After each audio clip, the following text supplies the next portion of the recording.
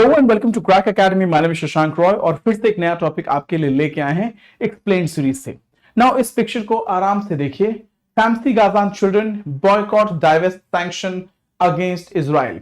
दूसरा आर्टिकल हम आपको दिखाते हैं, यहां पे दिखा है act now against these companies profiting from genocide of Palestinian people.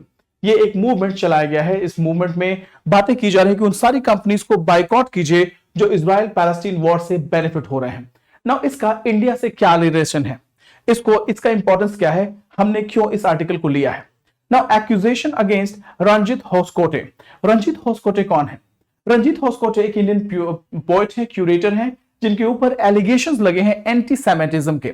Anti Semitism का मतलब क्या है? Anything which is against the Israeli people and there existence. इनके ऊपर एलिगेशन ये है कि वो एंटी सेमेटिज्म को प्रमोट कर रहे हैं और बीडीएस मूवमेंट को मशाल देने में लगे हुए हैं। बीडीएस मूवमेंट क्या है? Boycott, divestment and sanction movement. ये किसके खिलाफ चलाए जा रहे हैं? रंजीत होसकोटे इस मूवमेंट को मतलब चलाने मुहिम लेके चल रहे हैं। उनका कहना है इस मूवमेंट के थ्रू उन सारी कंपनीज के ऊपर लगाम लगाना है, बाइकॉट करना है, डाइवेस्टमेंट करना है, सैंक्शन इंपोज करने हैं जो कंपनीज जो हैं इजराइल पैलेस्टीन वॉर का फायदा उठा रही हैं और अपने प्रॉफिट को मैक्सिमाइज कर रही हैं। Now, these accusations led to his resignation from Finding Committee for Documenta 16, a prestigious art exhibition Germany में है। जर्मनी में एक प्रेस्टिजियस आर्ट एग्जीबिशन है डॉक्यूमेंटा 16। इसकी फाइंडिंग कमेटी के मेंबर हुआ करते थे, लेकिन इनके ऊपर एंटी सेमेटिज्म का आरोप लगा हुआ है कि आप इजराइल में वायलेंस को प्रमोट करने में लगे हुए हैं, ज्यूज के अगेंस्ट में, यहूदियों के अगेंस्ट में, और इसके बेसिस पे उन्होंने रेजिग्नेशन दे दिया। और क्या क्या है बीडीएस मूवमेंट का ओवरव्यू देखते हैं। ये मूवमेंट है क्या?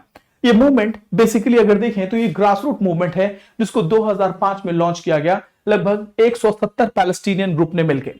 इसका पर्पस क्या है कि पैलेस्टीन के कॉज को Palestine as an independent nation के तौर पे एस्टैब्लिश करने के लिए सपोर्ट जुटाने का काम करती है पैलेस्टीनियन के राइट्स पे, और इंस्पिरेशन ड्रॉ करती है south African anti apartheid movement. ये मूवमेंट जो है बिल्कुल नॉन वायलेंट मूवमेंट है, नॉन वायलेंट मूवमेंट है।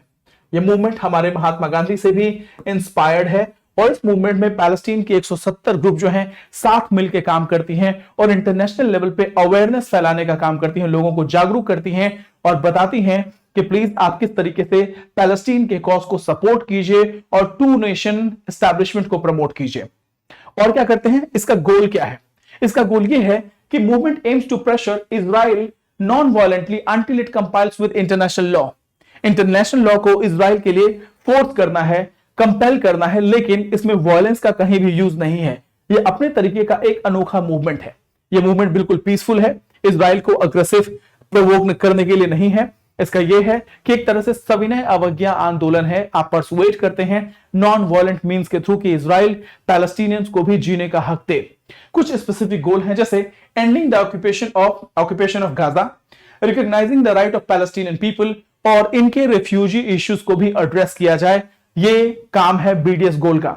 नाउ रंजीत होसकोटे का इसमें क्या रोल है, जो डॉक्यूमेंटा 16 के फाइंडिंग कमेटी के मेंबर थे जिनको रिजाइन करना पड़ा।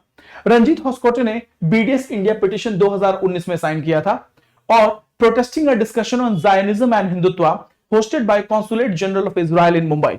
ये बहुत बड़ी बात थी। कॉन्सुलेट जनरल यानी इजराइल के एम्बेसडर ने मुंबई में एक कल्चरल थिंग, एक समिट ऑर्गेनाइज किया जिसमें जायनिज्म एंड हिंदुत्व के बारे में बात किया गया। जायनिज्म मतलब क्या है? यहूदियों के धर्म के बारे में बात हो रही है, इजराइलीज के बारे में बात हो रही है और उसका हिंदुत्व से क्या कनेक्शन है। अभी कुछ दिनों पहले इंडिया में बहुत से ऐसे लोग थे जिन्होंने यहूदी और यादवों को एक साथ जोड़ के बताने की कोशिश की कि इजराइल के जो यहूदी हैं वो इंडिया के यदुवंशी से जुड़े हुए हैं। ऐसी बेबुनियाद सी बातें हैं। बट फिलहाल रंजीत होसकोटे ने बीडीएस इंडिया पिटीशन साइन किया 2019 में और प्रोटेस्ट किया जब एक समिट ऑर्गेनाइज किया जा रहा था कॉन्सुलेट जनरल ऑफ इजराइल के द्वारा इन मुंबई। उसमें बात चल रही थी जायनिज्म और हिंदुत्व का क्या कनेक्शन है। ना डॉक्यूमेंटा डिनाउंसमेंट क्या है, इस ऑर्गेनाइजेशन ने कैसे डिनाउंस किया है? Documenta denounced Hoskote for allegedly signed a letter with explicitly anti-Semitic content.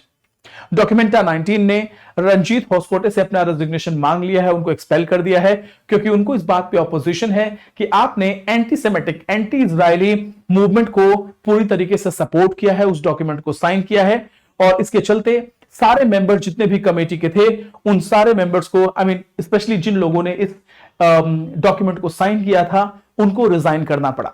ना बीडीएस की स्ट्रैटेजीज क्या है, ये बड़ी रोचक बात है कि बीडीएस की स्ट्रैटेजीज क्या है।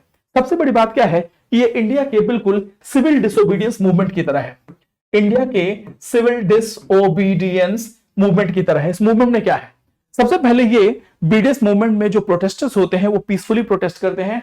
वो उन सारी कंपनीज, उन सारी चीजों, उन सारे प्रोडक्ट, उन सारे चैनल्स का बाइकआउट करने की बात करते हैं, डिसइन्वेस्टमेंट की बात करते हैं और सैंक्शन की बात करते हैं जो इजराइल से जुड़ी हुई है और पैलेस्टीन के लोगों के हितों के अगेंस्ट में है। इसके अलावा Israeli government, culture, academic institution और कंपनीज जो कि इजराइल से एसोसिएटेड हैं और जो ह्यूमन राइट वॉयलेशन में इन्वॉल्व हैं, उन सब के खिलाफ धरना प्रदर्शन किया जाता है। नाउ इस पीसफुल प्रोटेस्ट का जो तरीका है, इसके खिलाफ गवर्नमेंट, इजरायली गवर्नमेंट क्या कहती है। Israeli prime minister Benjamin Netanyahu ने बीडीएस मूवमेंट को एंटी सेमेटिक करार दिया है। इनका कहना यह है कि ये मूवमेंट जो है ज्यूज के स्टेट को यानी इजराइल के अस्तित्व को खत्म करने का कोशिश कर रहा है। लेकिन सोचने वाली बात है, क्या बीडीएस मूवमेंट, एक पीसफुल प्रोटेस्ट इतना ताकतवर हो सकता है कि पूरे ज्यूज स्टेट को खत्म कर दे। सो बीडीएस का यह कहना है कि criticism of Israel actions should not be equated with antisemitism.